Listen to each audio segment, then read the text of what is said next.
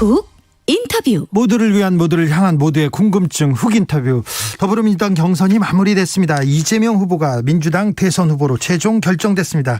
그런데 넘어야 될 산이 있는 것 같습니다. 이낙연 캠프가 무효표 논란을 제기했는데요. 이 논란을 어떻게 보고 계신지 이재명 캠프 입장 들어보겠습니다. 이재명 캠프 선거대책위원장 맡으신 우원식 의원, 안녕하세요.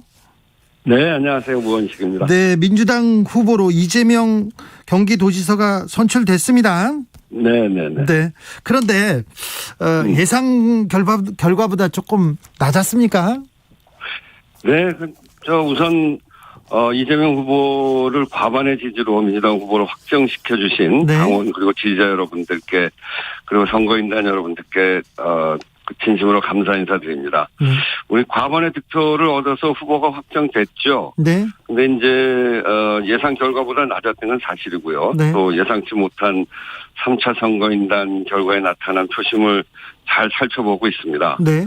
이 경선 막판의 대장동 이슈를 방어하는 데 치중하느라고 이재명 후보가 어떤 미래 비전을 보여드리는데 조금 소홀한 면이 있었던 것은 아닌가 하는 그런 점도 살피고 있고요. 네. 저희로서는 마지막에 좀 아쉬움이 있죠. 그래서 앞으로 본선에서 이재명 후보의 정책 비전을 보여드리는데 매진해야 되겠다, 이런 생각하고 있습니다. 위원장님.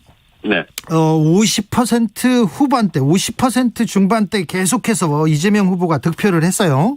네네. 근데 3차 선거인단에서는 28%만 얻었는데, 네네. 근데 그 같이 선거를 뚜껑을 연 서울 경선에서는 또 50% 득표를 했거든요. 네네. 3차 선거인단만 이렇게 조금 득표율이 낮은 원인은 어디에 있다고 보고 계십니까?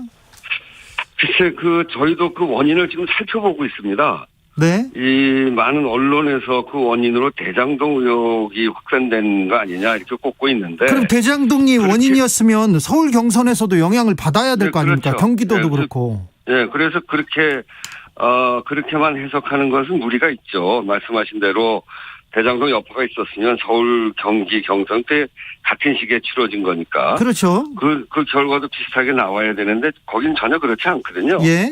그리고 이제 당심이나 민심이 이렇게 따로 있는 것이 아닌데. 네. 지금까지 여론조사나 경선의 흐름하고 상당히 다른 결과가 나온 것이 또 사실이고요. 네.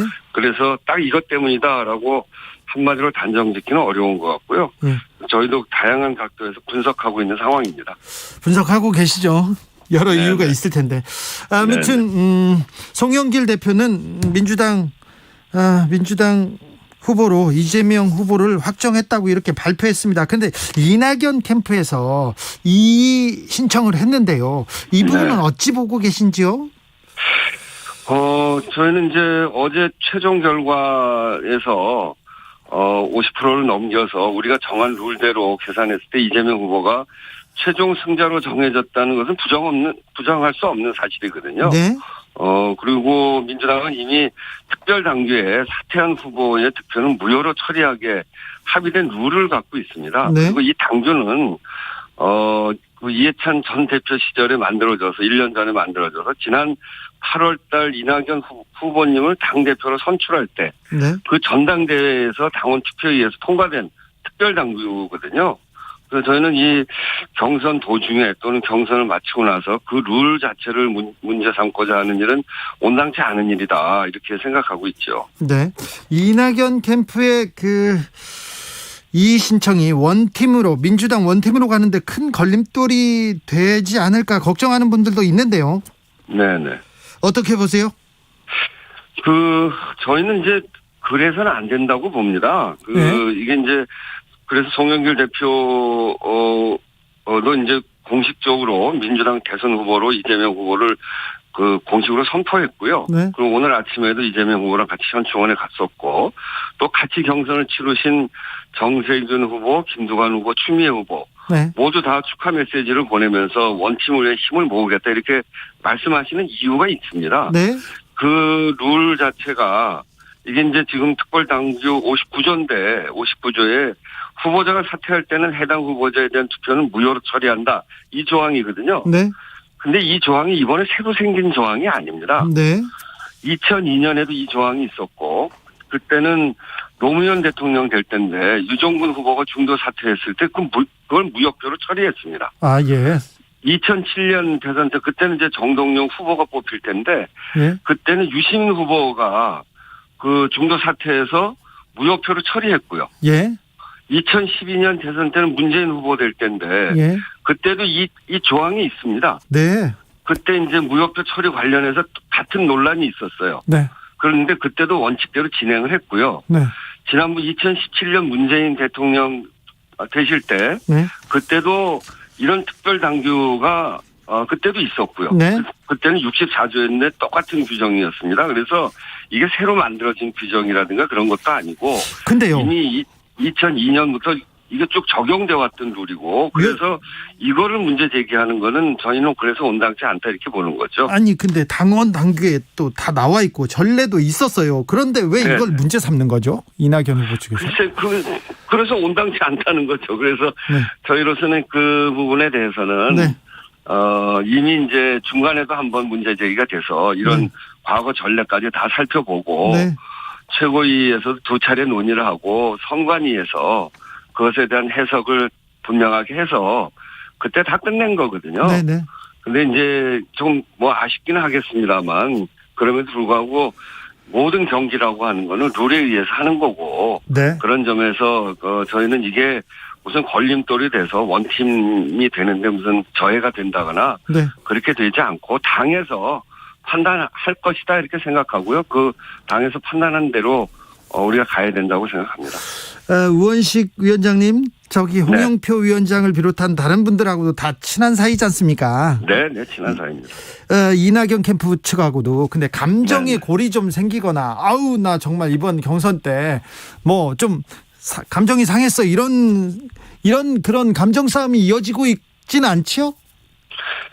감정 싸움은 경선하는 동안에 있는 거고요. 네.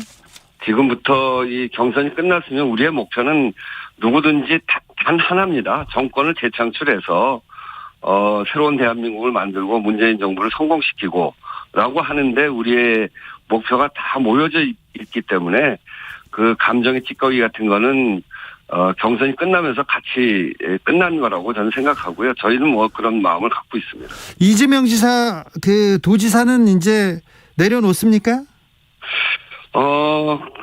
이제 뭐 후보께서는 지난번에도 얘기했듯이 이제 코로나 확산세가 이렇게 유지되는 상황에서 방역을 철저하게 수행해야 되는 막중한 임무를 두고 지사직을 사퇴한다는 것은 쉽지 않은 일이죠. 네. 또 이재명 후보도 현재로서는 할 수 있는 데까지 혼신의 힘을 다해서 해야 되겠다는 생각이 큰 것으로 저희가 알고 있고요. 네. 이제 단지 이 도지사 직무보다 집권 여당의 공식 대선 후보로서 감당해야 될 몫이 더 커진 상황이기도 하고 또 선거를 준비를 하면서 단체적인 자격을 유지하는 것이 여러 가지 제약이 많은 것도 사실이기 때문에 이런 상황들을 고려해서 당과 후보가 잘 논의해서 결정할 것이다 이렇게 생각하고 저희들도 지금 기다리고 있는 그런 상황입니다. 이재명 후보가 수락연설에서 부동산 대개혁 얘기하고 나왔습니다. 경선 과정에서는 사실 수세적인 입장이어서 사이다 실종됐다는 지적도 있었는데 앞으로 이재명 후보의 특유의 강점 보여줄 수 있습니까? 네, 그동안 이 정치의 주류가 아닌 비주류의 새로운 인물을 국민들이 선택한 것은 딱 하나입니다. 바로 국민이 원하는 변화와 개혁을 완수하기 위한 적임자가 바로 이재명이다 이렇게 보고 있기 때문에 그렇거든요. 예. 이 점을 잘 살려나가야 되죠. 이재명 그동안 해왔던 게 코로나19에 대한 단호한 대응 그리고 불법 계곡 영업 정지 그리고 공공 배달앱 이런 것들을 통해서 불공정 불평등하고 싸운 단호함과 추진력 이것이 이제 정부를 운영하는 사람에게 가장 필요한 자질이고 그 점을 국민들이 높게 평가한 그런 것일 거라고 저희 생각합니다. 그래서 이번 대선에서 오직 반문밖에 없고 국민의 삶을 바꾸기 위해서 어떤 노력을 했는지 또 할지 이런 비전도 없는 당의 후보와 국민의 삶을 바꿔온 성과와 능력을 바탕으로 구체적인 비전을 갖고 있는 후보의 대결이 될 거라고 보고요. 코로나 이후의 시대 정신, 그거는 뭐 네네. 불공정, 불평등, 양극화 해소, 네. 불균형 이런 것들을 해소할 적임자로서 네. 국민에게 구체적인 희망과 비전을 보여드리는데 이재명 후보가 최선을 다할 수 있도록 알겠어요. 그렇게 해 나갈 겁니다. 알겠습니다. 이재명 캠프 선대위원장 우원식 의원이었습니다. 네, 감사합니다. 이번에는 이재명 후보 선출 어떻게 보는지 국민의힘한테 물어보겠습니다. 이준석 대표 나와 계시죠? 네, 안녕하십니까. 네, 지금 어디 계세요?